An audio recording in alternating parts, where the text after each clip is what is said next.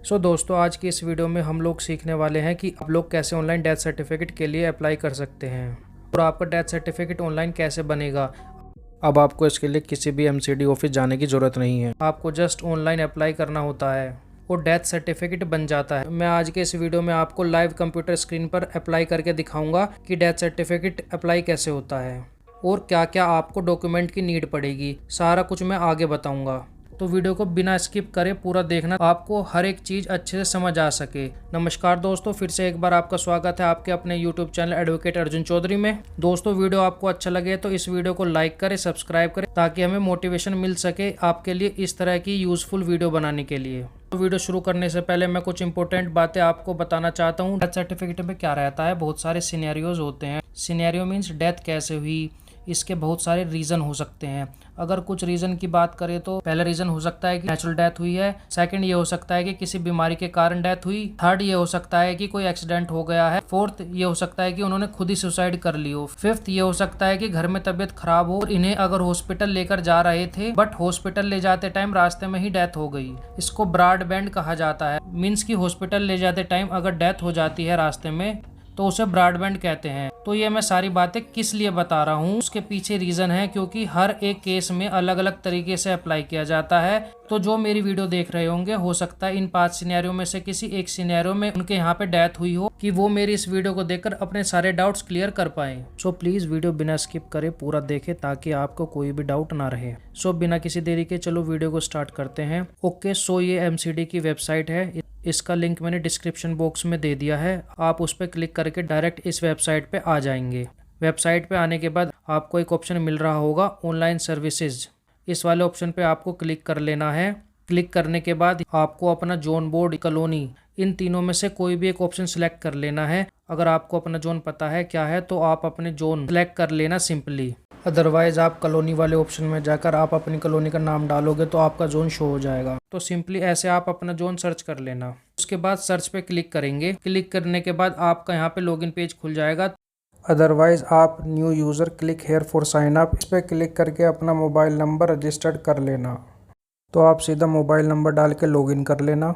बाकी रजिस्ट्रेशन करने के बाद एक बार आप लॉगिन करके देख लेना, क्योंकि अब शमशान घाट वाले ऑलरेडी आपको नंबर रजिस्टर्ड कर देते हैं। जब वो आपको शमशान घाट की पर्ची देते हैं, मैंने ऑलरेडी रजिस्ट्रेशन करा हुआ है तो मैं सीधा लॉगिन कर लेता हूँ। लॉगिन करने के बाद वेबसाइट कुछ इस तरीके से खुल जाएगी। अब आपको लेफ्ट साइड में काफ़ी सारे ऑप्शन मिल रहे होंगे। हम यहाँ पे थर्ड ऑप्शन को सिलेक्ट कर लेंगे। क्लिक करने के बाद वेबसाइट कुछ इस तरीके से खुलेगी। अब यहाँ पे डेथ रजिस्ट्रेशन, इस पे क्लिक कर लेना। उसके बाद कंटिन्यू पे क्लिक कर देना। सो क्लिक करते हैं। यहाँ पे हमारा विंडो कुछ इस तरीके से खुलेगा। अब हमें यहाँ पे फॉर्म फिल करना है। सबसे पहले लीगल इन्फॉर्मेशन पूछी है। सबसे पहला ऑप्शन है यहाँ पे क्रिमिनेशन स्लिप नंबर। जो क्रिमिनेशन स्लिप होती है यानी शमशान घाट की पर्ची या फिर जहाँ आपने दफन किया है वहाँ की पर्ची होती है, तो वो आपको वहीं से मिल जाएगी। आजकल क्या हो रहा है, ऐसी स्लिप मिल रही है जैसे मैं आपको स्क्रीन पर दिखा रहा हूँ। हो सकता है कुछ लोगों के पास ऐसी स्लिप भी हो, तो जो ऐसी स्लिप है उनमें क्रिमिनेशन नंबर आपको मिला हुआ है। जो ये वाली पर्ची है इसमें शायद अगर आप ये नंबर फिल करो तो ऑलरेडी अप्लाइड दिखा दे। तो आप यहाँ पे क्या करोगे, जो आपका शमशान घाट है आप उसके नाम की शॉर्ट फॉर्म फिल करोगे। सपोज़ आपके शमशान घाट का नाम है मुकुंदपुर शमशान घाट, तो उसको आप लिख सकते हो MPSG-, उसके बाद आपका जो स्लिप नंबर है वो लिख देना। सो के आप ऐसे स्लिप नंबर डाल देना। तो नेक्स्ट ऑप्शन में पूछा है डे ऑफ डिस्क्रिमिनेशन, जिस दिन आपने अंतिम संस्कार किया है बॉडी का, आप वो डेट डालोगे। उसके बाद डे ऑफ डेथ, जिस दिन डेथ हुई है वो तारीख डालोगे। टाइप ऑफ डेथ डालना मैंडेटरी नहीं है, इसको आप खाली छोड़ सकते हैं। उसके बाद जेंडर फिल कर दो।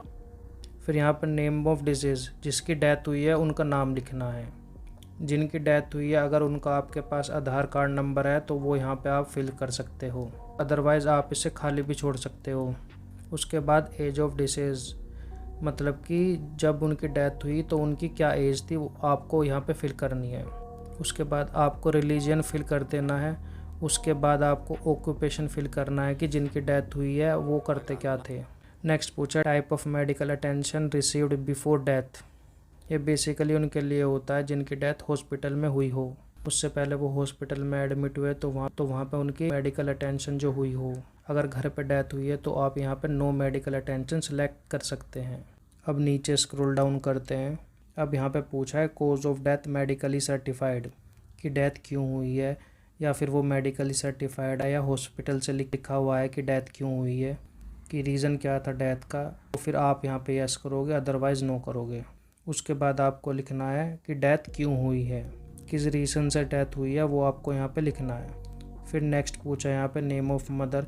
अगर आपको यहाँ पे उनकी मदर का नाम पता है तो आप मदर का नाम फिल कर सकते हैं, अदरवाइज छोड़ सकते हैं। उसके बाद यहाँ पे फादर नेम भरना है। फादर नेम भरना मैंडेटरी है, ये आपको फिल करना पड़ेगा। ध्यान रखना ये सारी डिटेल उनकी फिल हो रही है जिनकी डेथ हुई है, उनके मदर फादर की बात हो रही है।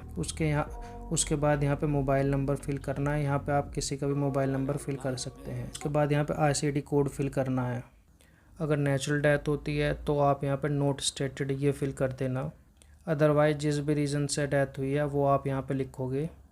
अदरवाइज़ नहीं पता तो आप अपने हॉस्पिटल में पूछ सकते हो। एक चीज़ मैं आपको बताना चाहता हूँ, जिनकी डेथ हॉस्पिटल में होती है उनका डेथ सर्टिफिकेट आप ऑनलाइन नहीं अप्लाई कर सकते।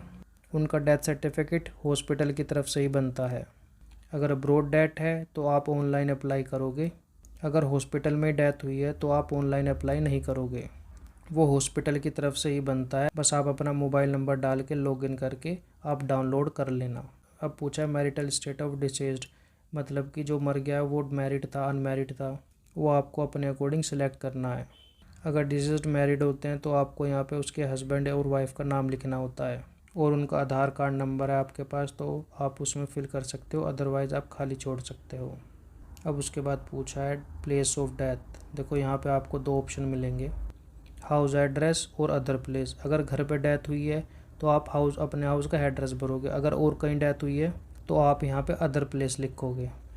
तो अदर प्लेस सेलेक्ट करने के बाद देखो जिस भी प्लेस पे डेथ हुई है तो आप वो सिलेक्ट कर देना।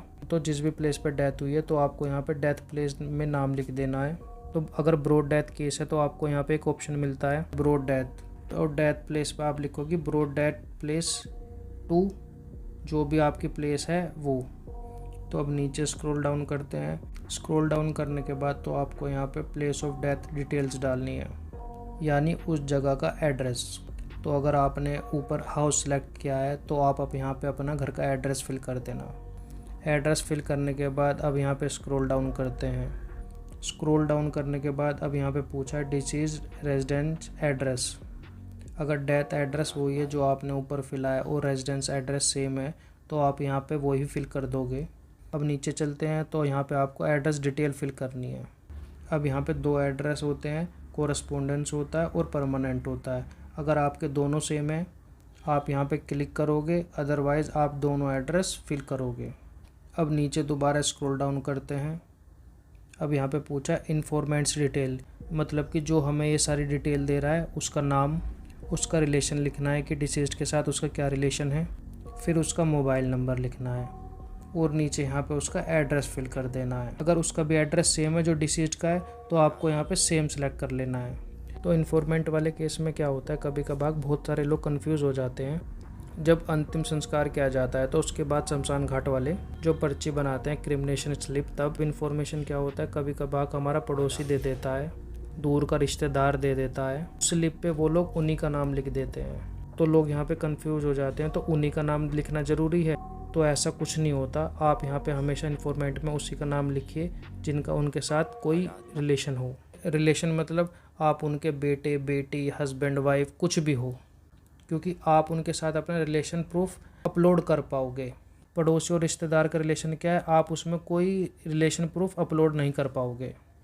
तो इसमें हमेशा बहुत लोगों को प्रॉब्लम आती है। तो आई होप आप मेरा मतलब समझ गए होंगे कि मैं क्या आपको कहने की कोशिश कर रहा हूँ।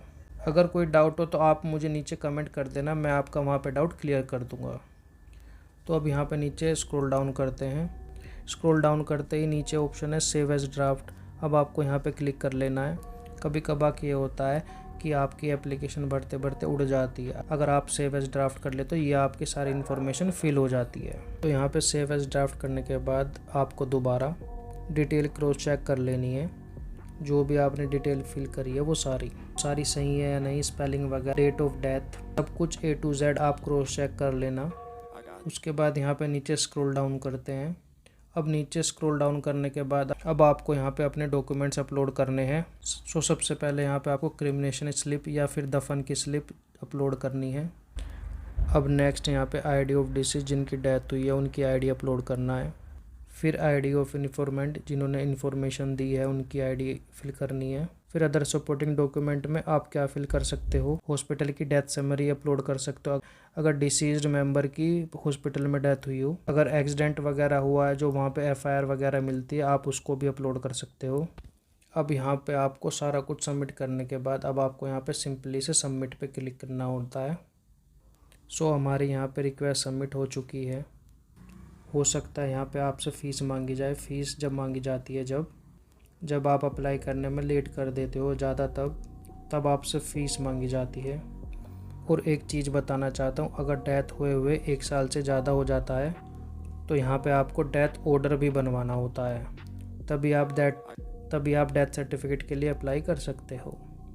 डेथ ऑर्डर कहाँ से बनता है, वो बनता है आपके एसडीएम ऑफिस से। तो वो आपको वहाँ पे पूछ लेना है कि डेथ ऑर्डर के लिए क्या क्या डॉक्यूमेंट चाहिए, वो आपको सारा कुछ बता देंगे। अब यहाँ पे हमारी रिक्वेस्ट सबमिट हो चुकी है। अब हमें यहाँ पे सिंपली से क्लोज पे क्लिक कर देना है।